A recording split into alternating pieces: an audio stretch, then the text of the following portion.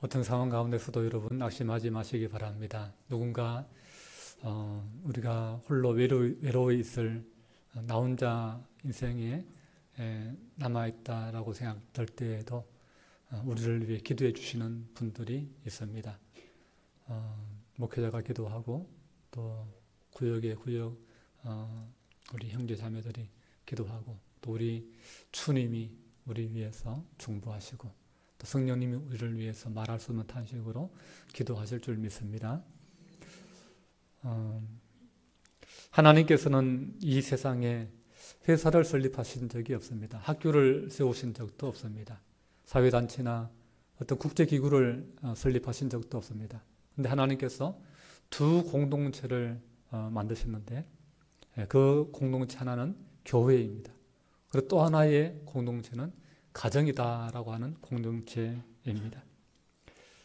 우리가 교회 생활을 어떻게 하느냐 하는 것은 구원의 문제이지요. 그리고 우리가 가정 생활을 어떻게 하느냐 하는 것은 행복의 문제입니다. 하나님께서 구원과 행복의 비밀을 이 교회와 가정 안에 숨겨두셨다라고 하는 사실을 우리가 기억할 필요가 있습니다. 노벨상 수상자인 솔제니친이 말하기를 공산주의 국가들이 붕괴된 원인은 분명하고 단순하다.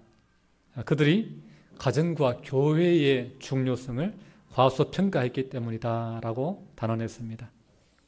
그렇습니다. 하나님께서 세우신 교회는 세상의 그 어떤 기관보다 소중합니다. 우리를 영생의 길로, 구원의 길로 인도하기 때문입니다. 하나님이 세우신 가정 또한 아무리 그 중요성을 강조해도 지나치지 않습니다. 가정은 모든 사회의 기초가 되기 때문에 그렇습니다. 가정 없이 이 사회가 유지될 수 없고 국가와 민족도 있을 수가 없는 것입니다. 모든 것의 기초는, 모든 인간관계의 기초는 가정에서 출발하는 것입니다. 그렇기 때문에 오늘 우리는 이 가정의 소중함을 다시 한번 기억하면 좋겠습니다. 그래서 5월 달이 지나가기 전에 5월 가정의 달, 그래서 오늘 마지막 주지만 그래서 가정의 의미를, 가정의 소중함을 다시 한번 말씀을 통해서 우리가 배우기를 원합니다. 하나님께서 우주 만물을 우리가 창조하신 창조의 기사들을 우리가 보지 않았습니까? 그 창조의 마침표가 뭔가? 그것은 바로 여자의 창조다라고 하는 것입니다.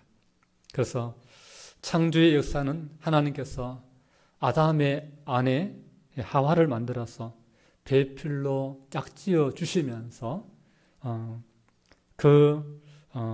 창조의 역사가 마무리되는 그러한 과정을 성경은 우리에게 보여주고 있습니다. 다시 말하면 가정을 만드심으로 하나님의 창조의 역사가 완성되게 하셨다는 것입니다.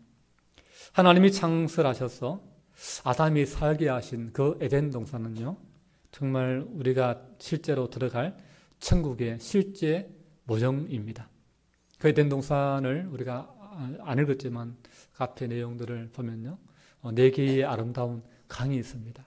그리고는 각종 그 생명나무 열매를 비롯해서 각종 나무의 실과들이 먹음직하게 가득한 곳입니다. 그리고 아름다운 그 자연과 더불어서 그 뒤에는 온갖 보석들이 절비한 그런 곳이 에덴 동산이었습니다. 그런데 정말 그 에덴 동산에 정말 아름답고 정말 화려하고 정말 기쁨이 가득한 그 에덴 동산의 그 행복의 결정체가 뭔가? 그것이 바로 가정이다라고 하는 것입니다. 에덴 동산에 가정을 세우셨다는 것은 바로 가정을 통해서 에덴 동산과 같은 그런 기쁨을 맛볼 수 있다라고 하는 우리에게 힌트와 그 비밀을 알려주는 것이죠. 그래서 가정은 에덴 동산을 맛볼 수 있는 축복이자 신비입니다. 하나님은 아담에게 에덴 동산을 잘 관리하고 다스리고 지킴을 통해서 기쁨을 누리게 하셨듯이 가정을 잘 관리하고 다스리게 하시고 지키게 하심으로 하나님 주신 행복을 맛보며 살아가게 하십니다. 오늘 본문은 우리 가정이 에덴의 기쁨이 있는 복된 가정이 되기 위해서 우리가 깨달아야 할 귀중한 지침을 우리에게 주십니다. 첫 번째는 사람은 혼자 사는 것이 좋지 않다라고 하는 것입니다. 오늘 하나님께서 우리 18절 말씀 보시면 여호와 하나님이 이르시되 사람이 혼자 사는 것이 좋지 아니하니 그렇게 분명히 말씀하고 있습니다. 이제까지 창세기 1장 1절부터 쭉 오면서 좋지 않다는 표현이 한 번도 나오지 않았습니다. 하나님이 창조하실 때마다 보시기에 좋았더라, 좋았더라, 좋았더라, 심히 좋았더라. 그런 좋았더라는 말만 있는데 딱 한 번 처음으로 좋지 않다는 표현이 나오는데 그게 바로 사람이 혼자 사는 것이 좋지 않다라고 하는 표현입니다. 그래요. 혼자만 사는 것은 좋지 않은 겁니다. 뭔가 누군가와 함께 나눌 사람이 있을 때에, 대화할 사람이 있을 때에, 함께 밥 먹을 사람이 있을 때에, 함께 잘 사람이 있을 때에 그게 좋은 거예요. 너무너무 이기적으로 살지 마세요. 내가 다 가지는 것 그게 좋은 게 아니에요. 내가 가진 것 좀 나누어 줄 수 있을 때 그게 사람이 진짜 사는 거예요. 진짜 사람 구실하는 거예요. 그게 행복한 거예요. 그래서 우리가 철이 없을 때는 그저 나 혼자 움켜쥐려고 모든 땅을 내가 다 가지려고 땅땅먹기 하듯이 그렇게 하지만 이제 좀 이렇게 성숙해지고 좀 우리가 좀 이렇게 철이 들면은 그때부터 어떻습니까? 좀 돌아보죠. 나만이 아니라 주변을 돌아봅니다. 부모도 돌아보고 또 형제도 돌아보고 이웃도 돌아보고 그 어려운 사람들 돌아보고 내가 어려웠을 때에 참 고생했던 그때를 생각하면서 힘들고 어려운 사람들 돌아보고 그렇게 되는 것이죠. 그게 진짜 삶의 행복이고 보람이기 때문에 그렇습니다. 하나님은 사람이 혼자 사는 것이 좋지 않다 말씀하십니다. 그래서 돕는 배필을 하나님께서 지어주시겠다 말씀하시는 것이죠. 여러분, 사람이 혼자 사는 것이 좋지 않다는 말씀에는 몇 가지 의미가 있습니다. 첫 번째는 인간은 홀로 살 수 없고 하나님과 더불어 살아야 된다 하는 것을 말씀해 줍니다. 왜냐하면 하나님은 인간을 지으신 분이시고 우리의 생명과 생사를 주관하시는 분이시고 우리에게 복을 주시는 분이기 때문에 그렇습니다. 그래서 하나님과 관계가 잘 함께 더불어 인생을 걸어갈 때에 우리는 안전할 수 있고 우리는 마음의 평안을 누릴 수 있고 또 마음의 진정한 소망을 가질 수 있게 되는 것입니다. 그래서 우리는 혼자 사는 것이 아니라 하나님과 함께 살아야 될 존재이다 라고 하는 것이죠. 둘째는 사람은 혼자 사는 것이 아니라 남자와 여자가 함께 살아야 한다라고 하는 것이죠. 남자끼리만도 아니고 여자끼리만 사는 것도 안 되고 남자와 여자와 함께 살아야 된다라는 것을 말씀해 주는 것입니다. 통계적으로 보면은 전쟁이 어느 시기에 가장 많이 빈번하게 발생하는가 통계를 내봤더니 남성의 인구가 여성보다 훨씬 더 많아지는 그런 사회 구조가 될 때에 전쟁이 많이 일어나더라라고 하는 그런 조사 결과가 있는 것을 보게 됩니다. 여러분, 남자들만 있으면요 잘 싸웁니다. 남자들만 있으면 거칠어져요. 굉장히 이렇게 폭력이 난무하게 됩니다. 여자끼리만 있어도 마찬가지예요. 여자들은 잘 싸우진 않지만 시기 질투가 많더라고. 또 여자들은 또 그래서 여자들끼리 있어도 그게 또 이렇게 또 서로 시기 질투가 만만치 않습니다. 그래서 늘 남자와 여자가 함께 적절하게 조화를 이루면서 함께 살아야 좋습니다. 그래서 혼자는 언제나 미완성이에요. 남자는 혼자로 남자가 될 수가 없습니다. 여자가 있을 때에 남자는 남자다워집니다. 그래서 여자가 옆에 반려자가 되어줄 때에 남자는 남자로서의 역할과 가치를 발현하게 되는 것입니다. 여자도 마찬가지입니다. 여자 혼자서는 진정한 여성이 될 수가 없습니다. 혼자서는 언제나 미완성이에요. 남자가 있을 때에 여자가 여자다워지는 것입니다. 그래서 여자들만 있는 예학교 가보세요. 막 남자 못지않게 막 엉망이라고 합니다. 근데 남자가 딱 있으면요, 막 꾸미고 아닌 척하면서 막 여성의 그 아름다움을 드러나고 그런 거예요. 여러분, 그래서 성경의 이 말씀은요, 굉장히 우리에게 건강한 의식, 남녀 간에 굉장히 건전한 의식을, 성숙한 의식을 우리에게 심어줍니다. 근데 성역을 떠나서 우리가 우리나라의 어떤 그런 가장 뿌리가 되는 단군 신화 이런 것만 보더라도 뭐라고 이야기합니까? 여자는 뭐예요? 곰. 예. 남자는 뭐예요? 예. 남자는 환웅, 예. 근본이 신입니다. 그래서 신인 남자와 여자가, 곰인 여자가 마늘 먹고 쑥 먹고 이래가지고 사람이 되어서 그렇게 결혼했다. 그래서 후손을 번성시켰다. 이렇게 말하죠. 여러분, 동물과 신은 동등한 관계가 될 수가 없습니다. 본질적으로 아예 차별을 두는 것이죠. 진화론도 마찬가지죠. 세상의 모든 이치가 진화론으로 설명되고 있는데, 진화론은 기본적으로 약육강식의 논리가 성립이 됩니다. 그래서 남녀를 이 약육강식의 논리로 적용할 때에 힘이 센 남자가 힘이 약한 여자를 억압하고 종처럼 부리고 명령하고 마음대로 정복하고 차지하는 그런 지배와 굴림, 복종의 그런 관계가 되어져 버리는 것입니다. 그래서 어떤 세상의 어떤 그런 사회의 뿌리가 되는 그 이론도요, 성경만큼 우리 사회를 성숙하고 건전하고 따뜻하게 만들어주지 않습니다. 성경 말씀을 보면은 하나님께서 아담을 먼저 만드셔서 모든 동물들과 짐승들을 다스리고 그 이름들을 짓게 하시는 것을 보게 됩니다. 어떻게 보면 남자를 좀 더 이렇게 아내를 맞이할 준비와 훈련을 시키는 것을 보게 됩니다.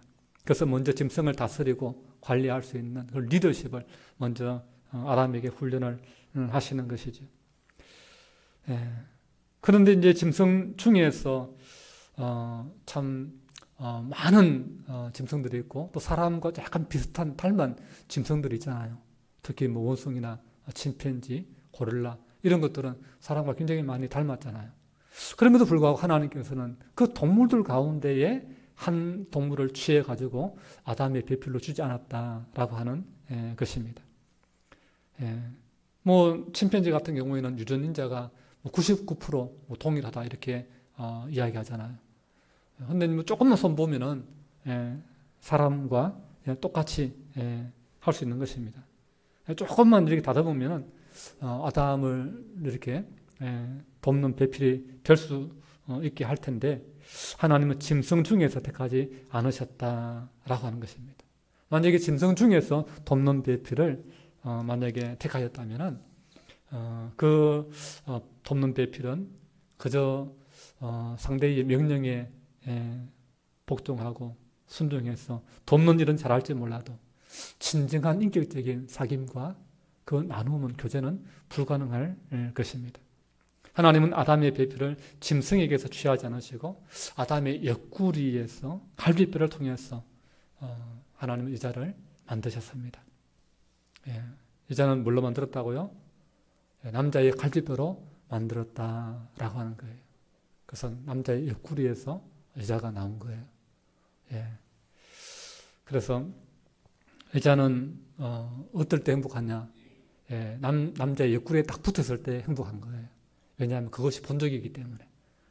그래서 여자들은 남자 옆구리에 딱 이렇게 붙어 있는, 내 옆에 있을 들어갈 팔짱을 낄 그 옆구리가 있을 때에 여자들은 안정함을 느끼고 또 행복을 느끼게 되는 것입니다. 그래서 여자가 없으면 남자 역시 마찬가지입니다. 뭔가 허전하고 공허하고 옆구리가 뻥 뚫린 것처럼, 가슴이 뻥 뚫린 것처럼 힘든 거예요. 흔히 그런 농담을 합니다. 여자에 비해서 남자들은 왜 더 사납고 짐승 같은가? 가끔 여자들이 좀 이렇게 터프한 그런 남자를 보면 저 짐승 하면서 이렇게 좀 농담을 하기도 합니다. 근데 이제 그 이유를 어떤 사람은 오늘 말씀해 보면 그 짐승을 지을 때 흙으로 지었다 그렇게 말씀하고 있어요. 사람을 지을 때도 하나님께서 흙으로 짓고 생기를 불어넣었다 그랬어요. 그래서 어떻게 보면 원재료는 짐승이나 사람이나 똑같다. 그래서 남자가 좀 짐승 같은 측면이 좀 없지 않아 있다라고 이렇게 농담 삼아 이야기를 합니다. 근데 이제 남자는 그렇게 동물과 같은 흙으로 만들었지만 여자는 뭘로 만들었어요? 뼈로 만들었거든요. 뼈로. 본. 그 뼈로 만든 것은 더 소중한 거잖아요. 흙하고 뼈하고는 다른 물질이잖아요. 그래서 좀 도자기도 그죠? 그냥 흙으로만 진흙으로만 만든 도자기보다 뼈를 갈아 넣은 도자기 본 차이나 본이 들어가 있는 뼈가 들어가 있는 그게 훨씬 더 단단하고 비싸거든요. 부가가치가 굉장히 높습니다. 그래서 남자보다 여자 몸값이 더 비싼 것 같아요. 그래서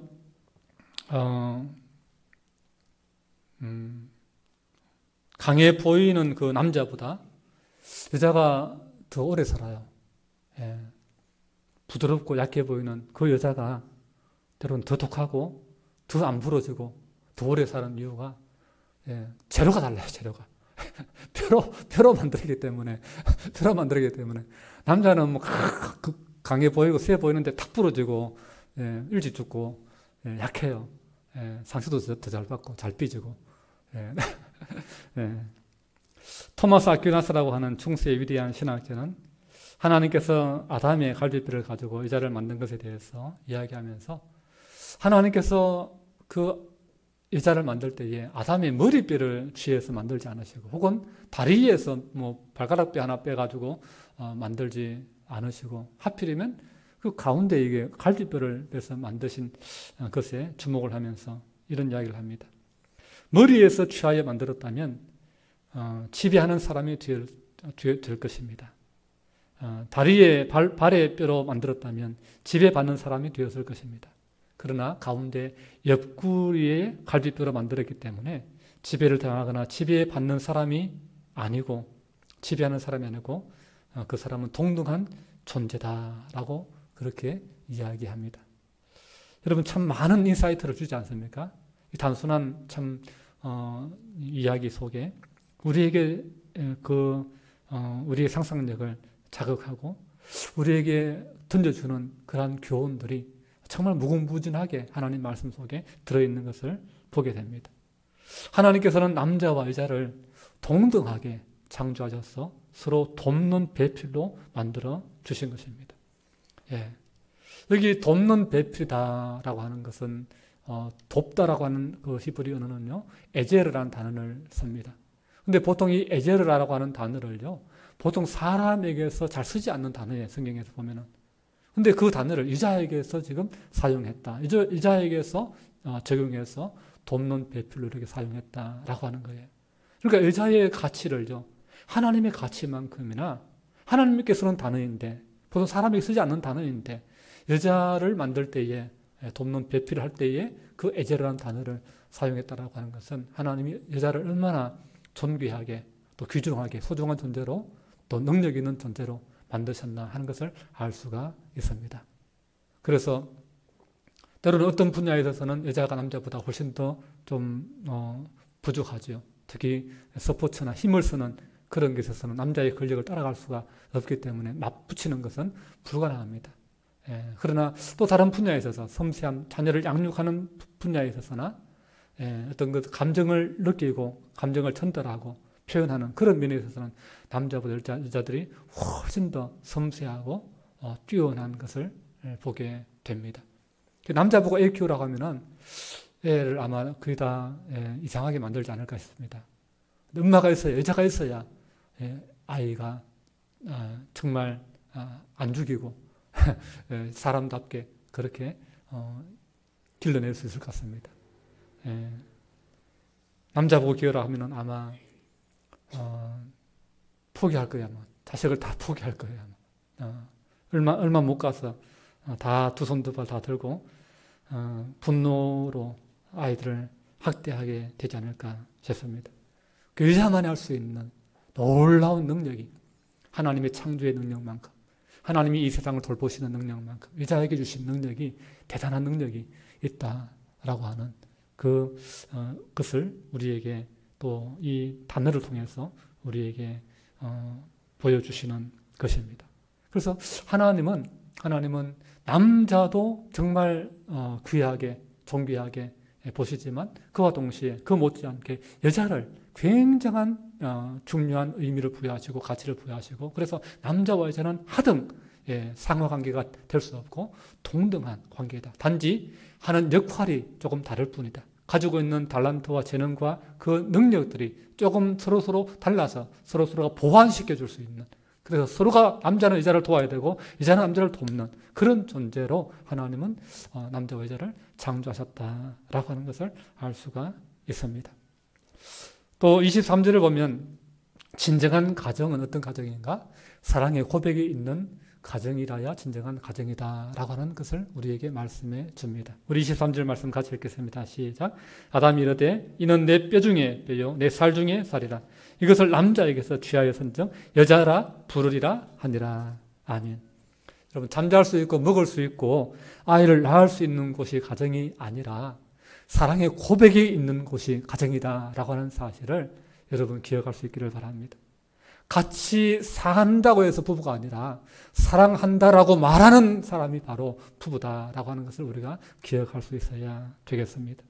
이는 내 뼈 중에 뼈요 내 살 중에 살이로다라고 하는 이 말은 당신은 다름 아닌 나입니다. 당신이 바로 나입니다. 당신이 있기에 내가 되는 것입니다. 당신은 나의 분신과도 같은 존재입니다. 예. 당신은 또 다른 나입니다. 라는 고백이 내 뼈 중에 뼈요 내 살 중에 살입니다. 라고 하는 고백입니다. 그래서 남자분들이요 남자 성도님들이요 아내를 소중히 여길 수 있기를 바랍니다. 예. 아내는 그냥 많은 어떤 여자 중에 하나가 아니에요. 예. 그냥 뭐 이것저것 중에 하나가 아니에요. 예. 뼈 중에 뼈라고요. 예. 흔한 뼈 중에 아무 뼈가 아니고 그 뼈 중에 제일 귀한 뼈. 살 중에 아무 살이 아니라 살 중에 제일 귀한 살. 예. 나의 엑기스와 같은.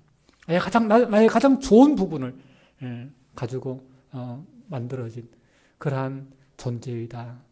예. 그래서 내 생명이 귀중한 만큼 아내의 생명이 또 귀하고 내 인격이 귀중한 만큼 아내의 인격도 귀중한 존재.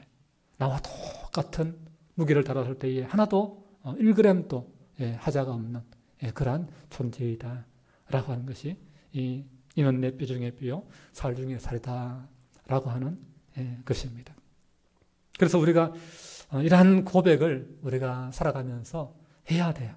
이 고백을 계속하는 동안 절대로 이혼이나 또는 가정 불화로 우리 삶이 파탄나지 않습니다. 왜 우리 가정이 불화하고 파탄나는가? 이 고백이었기 때문에 그런 거예요. 예. 당신 너무 예뻐. 당신 너무 멋있어. 당신 너무 잘해. 당신 너무 고마워. 이런 사랑의 고백이 있는 가정은요. 절대 다툴지언정 무너지지 않습니다. 예. 때로는 뭐 잠시 좀 이렇게 마음 상한 일이 있을지 몰라도 그러나 그것은 더 성숙한 모습으로 발전하게 되어집니다. 사람들은 이혼하고 별거하고 헤어지는 그 까닭은 실수했거나 도덕적으로 흠이 있거나 성격에 약점이 있거나 인간적인 부족함이 있기 때문이라고 말합니다. 그러나 진짜 근본적인 이유는 우리가 아담의 그 죄성을 우리가 물려받은 원죄 때문에 그런 것이에요. 행복하지 못한 부부의 깊은 곳에는 언제나 불신과 그리고 상처가 있고 또한 자기도 다 헤아리지 못하는 그 교만이 우리 안에 있기 때문에 그런 거예요. 나는 괜찮고 네가 문제다라고 하는 그런 남 탓을 하려고 하는 그런 죄성이 우리 안에 있기 때문에 그런 거예요.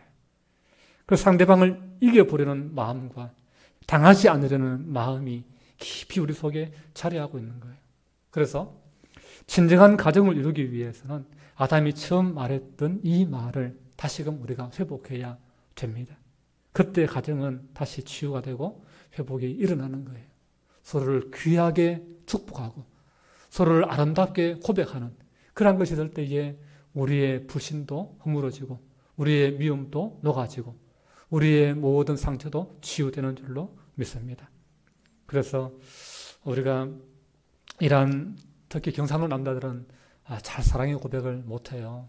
그래서 서울 남자들은 보통 이렇게 뭐 결혼 기념일이나 생일에 꽃 사들고 오면서 당신보다 세상에 예쁜 꽃이 없었어. 할 수 없어. 장미꽃을 사왔다. 이렇게 고백하는데 이 경상도 남자들은 어쩌다가 다 맨날 까먹고 있다가 어떤 날 한 번 기억해가지고 화분 하나 달들고 오면서 니 이거 물 안 줘가 죽이면 내한테 죽을 줄 알아. 그러면서 그런 말을 한다고 하잖아요.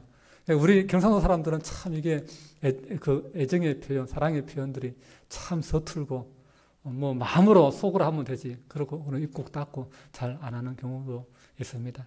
그러나 성경적으로 볼 때에 이것이 좋은 게 아니에요. 가정은 가꾸어야 되는 것입니다. 계속해서 우리가 꽃밭에 물을 줘야 그 꽃이 자라고 싱그러워지듯이 우리가 계속해서 칭찬해주고 격려해주고 축복해줄 때에 그 가정은 싱그러워지고 아름다운 꽃이 피어나는, 웃음꽃이 피어나는 그런 가정이 되는 줄로 믿습니다. 어리석은 사람들은 결혼만 하면 행복해질 거야. 같이 살기만 하면 모든 문제가 해결될 거야. 그렇게 착각합니다. 여러분 기억하십시오. 행복은 돈으로 살 수 있는 상품이 아니에요. 행복은 마술이 아닙니다. 오히려 예술입니다. 행복은 마술이 아니고 예술이다라고 하는 사실을 기억하십시오. 훌륭한 예술가가 각고의 노력 끝에 아름다운 예술 작품을 수만 번의 그 터치와 깎아내고 그 다듬어서 만들어 내었어야 그 작품이 하나 나오듯이 우리가 아름다운 가족, 행복한 부부를 우리가 이루어가기 위해서 우리는 마술처럼 그냥 돈만 딱 벌어다 주면 아니면 뭐 맛있는 뭐 반찬만 해주면 뚝딱 되는 것이 아니라 끊임없이 우리가 서로 인내하고 기다려주고 또 축복해주고 또 서로를 귀하게 여겨주고 또 용서해주는 그러한 자기 희생과 섬김의 사랑이 있어야 된다라고 하는 것입니다. 화단을 엉망으로 만들기 위해서 일부러 삽들고 들어가서 곡괭이 들고 들어가서 막 파헤치지 않아도 괜찮아요. 그런 수고를 할 필요 없습니다. 화단을 엉망으로 만들려면 그냥 내버려두면 됩니다. 그러면 얼마 지나지 않아서 잡초들이 그 꽃밭을 다 덮어버립니다. 그렇기 때문에 무관심이 우리의 가정을 망치는 가장 큰 요소다라고 하는 사실을 알아야 됩니다. 남편이 얼마나 힘들어하는지 관심을 가지고 부모님이 얼마나 고생하는지 나를 얼마나 걱정하는지 그런 생각을 우리가 가져야 되는 것입니다. 이게 관심이에요. 여러분 서로에 대한 관심을 가지십시오. 귀찮다고 해서 힘들다고 해서 무심하면 나중에 더 힘들어져요. 귀찮고 번거롭고 좀 쑥스럽고 그렇지만은 우리가 입을 열어야 돼요. 그리고 참 이게 안 떨어지는 팔을 벌려서 스킨십을 해야 됩니다. 친한 사람, 가까이 있는 사람. 남자분들이요, 아내를 좀 많이 좀 만져주십시오. 어깨를 좀 많이 좀 안아주시고, 뒤에서 백허그도 좀 해주시고, 그렇게 하십시오. 저도 좀 그런 게 경상도 남자라서 잘 안 돼요. 잘 안 되지만은, 의식적으로 하려고 합니다. 저는 의식적으로. 의식적으로 뒤에서 안아주기도 하고, 때로는 잠자리에 옆에서 막 이렇게 부비기도 하고, 잠들기 전에, 의식적으로 그렇게 합니다. 그래서 내가 평상시에 부족했던 거, 거기서 좀 많이 해보려고, 무관심했던 부분들, 소홀히 했던 부분들을 많이 해보려고 합니다. 근데 안 해도 그것이 만회가 될 수 없다는 걸 알면서도 그렇게 하면 또 마음이 풀려지고 또 상대를 또 이렇게 받아주는 그런 모습을 보게 됩니다. 여러분, 한 옷차림에 몸을 맞이하고 산다는 것 자체가 기쁨도 되지만 때로는 상처를 주고받게끔 되어 있습니다. 남편의 말 한마디가 상처가 되고 아내의 무심부든지 한마디가 남편의 가슴을 찢어놓기도 합니다. 부모의 감정 섞인 그 징계가 자식에게 참 영원히 잊혀지지 않는 상처가 되기도 하고 때로는 자식의 반항의 그 모습이 부모에게 절망을 안겨주기도 합니다. 그러나 이게 가정이라고 하는 것입니다. 그렇기 때문에 그럼에도 불구하고 우리는 서로 그럼에도 불구하고 용서의 보자기로 덮어야 됩니다. 사랑의 연고를 계속해서 발라야 됩니다.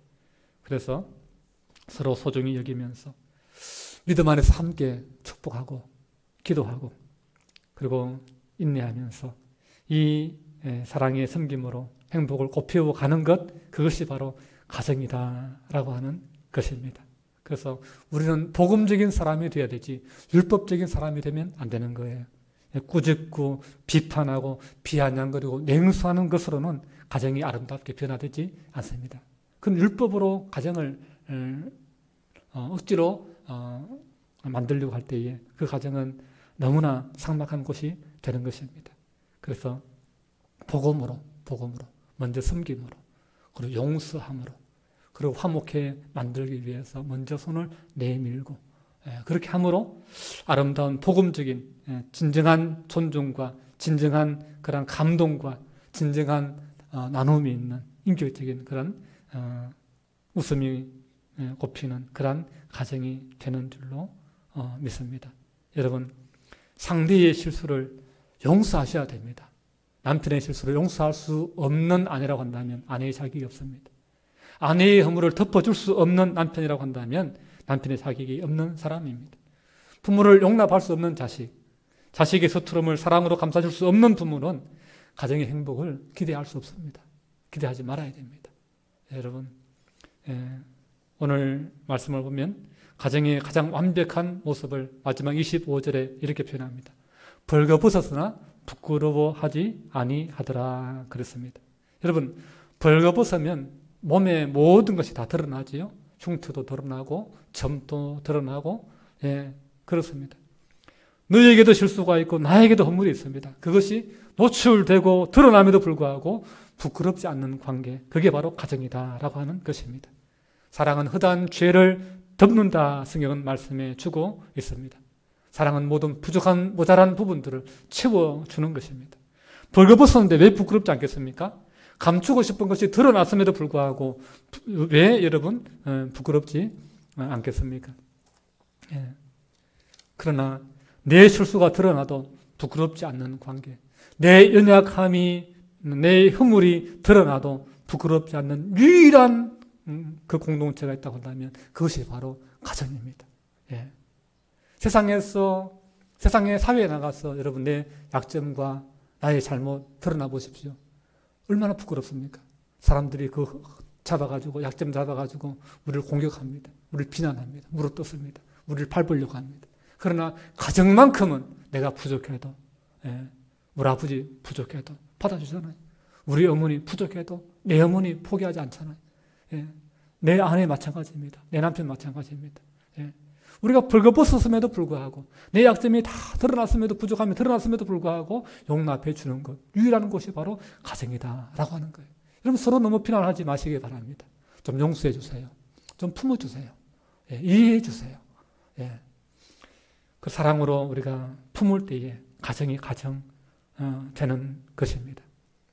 그래서 세상에 나가서 전쟁터와 같은 세상에서 매일이 전쟁이지 않습니까? 서로 공격하고 비난하고 또 과중한 업무를 처리해야 되고 그 속에서 뭐 때로는 부하한테 치이고 상사한테 얻어맞고 그래서 온갖 마음의 상처가 피가 철철 흐르는 그런 모습으로 왔을 때에 나의 그 연약한 모습, 세상은 나를 받아주지 않고 이해해주지 않고 정죄하고 비난하고 찔렀지만 그러나 가정은 그런 나를 따뜻하게 품어준다고 한다면 거기에서 새 힘을 얻고 치유가 되어서 다시 전쟁터와 같은 세상으로 나갈 수 있는 용기를 얻게 되는 것이 아니겠습니까? 근데 가정에 들어왔는데 똑같이 서로를 비난하고 정죄하고 또 말로 찌르고 그렇게 해보십시오. 그럼 어떻게 우리가 살겠습니까? 그러니 우리의 가정을 다시 한번 성경적인 그런 원리 가운데 우리가 바르게 회복해야 될 줄로 믿습니다. 그래서 정말 하나님께서 남자와 여자가 서로 정말 서로가 서로를 축복하고 서로를 환대하고 서로에 대한 사랑의 고백이 있는 서로를 격려하고 서로를 인정하고 서로를 존중하고 당신이 부족하지만 당신은 없으면 안 될 소중한 나의 남편입니다. 당신이 부족하지만 당신은 우리 가정을 지키는 너무나 소중한 나의 아내입니다.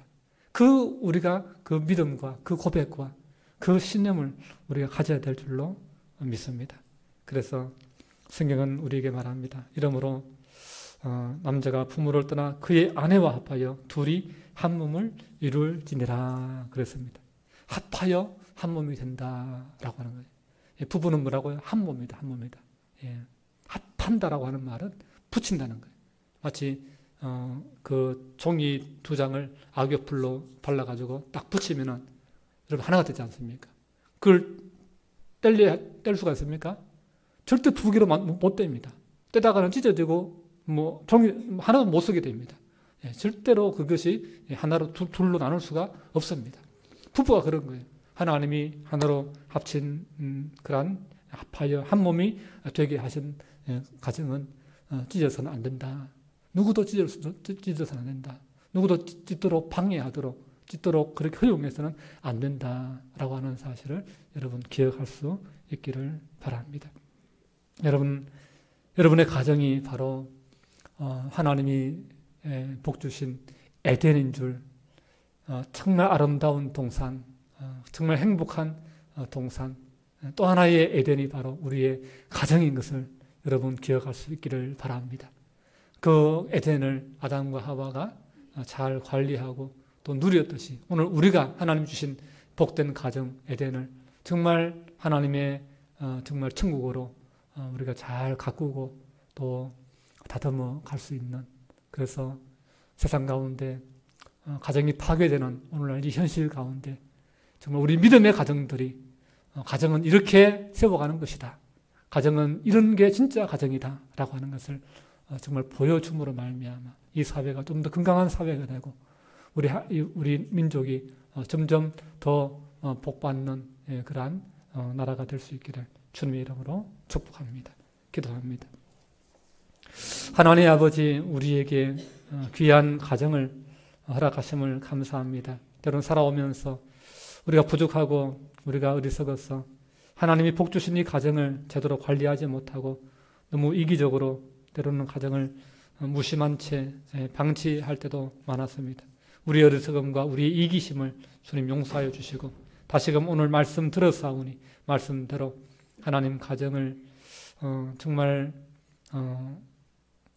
하나님 복 주신 가정으로 잘 세워나갈 수 있도록 우리에게 믿음 더하여 주시고 우리에게 서로를 귀하게 볼 수 있는 그러한 믿음의 눈, 말씀의 가치를 우리가 받들어서 서로를 나의 뼈 중에 뼈요 나의 살 중에 살이라는 그러한 사랑의 고백이 있는 그러한 가정, 그리고 용서가 있는 그러한 가정, 서로가 서로를 또 축복하는 그러한 연합된 그러한 아름다운 믿음의 가정 다 되게 하여 주시옵소서. 예수님 이름으로 기도하옵나이다. 아멘.